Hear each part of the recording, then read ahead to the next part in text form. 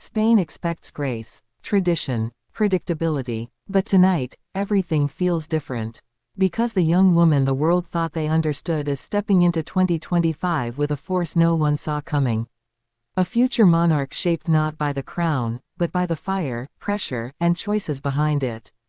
And what she reveals this year leaves everyone asking, who is Princess Leonor becoming, and what destiny is she quietly preparing for? Princess Leonor of Spain begins 2025 at a crossroads, publicly calm, privately determined, and increasingly central to the future of the Spanish monarchy. Her journey this year is not just ceremonial. It is personal, transformative, a story written in moments the cameras caught, and others that slipped through unseen. We start with her first major appearance of the year, a quiet morning at the royal palace, where Leonor steps out beside King Felipe and Queen Letizia. The air around her feels different, more grounded, more secure, as if a switch flipped the moment she turned 20. Those watching closely notice her posture, the steadiness in her eyes, the way she glances toward her parents with a mix of respect and readiness. It is the look of someone preparing to carry something far heavier than a title.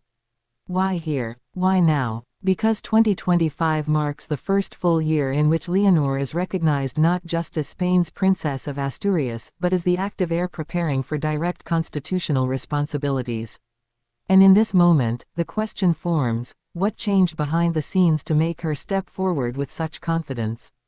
That curiosity leads us to the second major moment, one that many viewers missed at first. During a ceremonial event honoring national service, Leonor stands before the audience and delivers a speech that feels unlike her previous addresses. Her voice is stronger, her pacing deliberate, and her message resonates with a maturity beyond her years. The cameras zoom in, catching the faint tremor of emotion, not from nerves but from the weight of meaning. Observers begin wondering, who coached her? Who guided her shift from formality to emotional storytelling? And the answer opens a new curiosity loop, because this change did not come from a royal advisor. It came from private training sessions with King Felipe himself. Late afternoon conversations between father and daughter became the foundation for her transformation. Felipe, who ascended the throne under intense national division, knows the cost of leadership. Leonor listens, absorbs, and mirrors his discipline. But she adds something uniquely her own: warmth, emotional intelligence, a calm clarity that resonates with a younger Spain. This leads us into the next chapter of her 2025 journey, the growing responsibilities assigned to her throughout the year. Leonor's schedule intensifies. She visits military bases, attends briefings, participates in cultural events, and meets with youth organizations. Each appearance reveals another layer of her evolving identity. She is no longer simply representing the crown, she is actively shaping the image of modern Spanish royalty. Yet beneath the poise lies pressure, expectations, questions that only she can answer. And one of the most defining moments comes during a private tour of the General Military Academy, where Leonor previously trained. Her former instructors greet her with respect but also curiosity. They want to know what she has carried with her from her training. And in her responses, we see the truth. She has embraced discipline, resilience, and leadership skills learned not from birthright, but from earned experience. But this raises another question: what challenges did she face during military training that changed her so profoundly?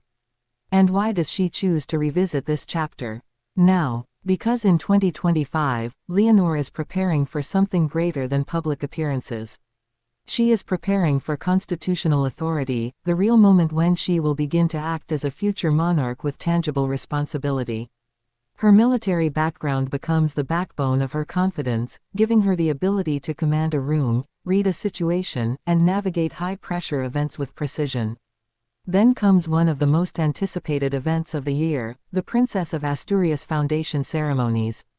These annual events have always been symbolic of Leonor's role as heir, but this year feels different. She delivers her speech with a maturity that surprises even seasoned analysts. People who once saw her as quiet or reserved now speak of her presence, her articulation, her natural leadership. And yet, as she leaves the stage, a quiet, tender moment occurs. Leonor glances toward Queen Letizia, who gives a subtle nod of approval. This simple gesture raises yet another loop. What role has the Queen played in Leonor's emotional development? And how does the bond between mother and daughter influence the monarchy? Behind palace walls, Letizia has been preparing her daughter in ways the public rarely sees. Not through protocol alone, but through emotional guidance. She teaches Leonor how to remain calm under criticism, how to balance vulnerability with strength, and how to speak to the public in a way that feels human, relatable, and sincere. This private mentorship deepens the mother-daughter relationship and becomes one of the emotional anchors of Leonor's 2025 journey. But this leads to a deeper curiosity: does Leonor ever feel the tension between personal freedom and royal duty? And how does she manage the pressure of being constantly watched? The truth emerges in small, intimate moments throughout the year. During her visit to Girona, a young girl nervously hands Leonor a handwritten letter. Leonor kneels, meets her gaze, and listens attentively. Cameras capture the warmth in her expression. These moments are not rehearsed.